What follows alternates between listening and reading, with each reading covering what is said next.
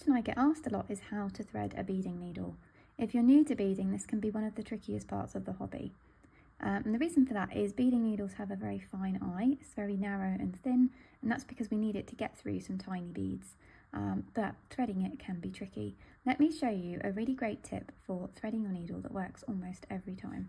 So instead of trying to take your thread through the eye of the needle, which is tricky and awkward, you're going to pinch the thread between your thumb and forefinger, so you can almost just not see the very tip of the thread.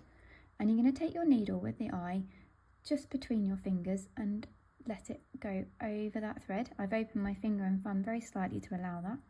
And as if by magic, you'll find that the thread goes through the needle because it's got nowhere else to go. And there you go. That's how to thread your needle.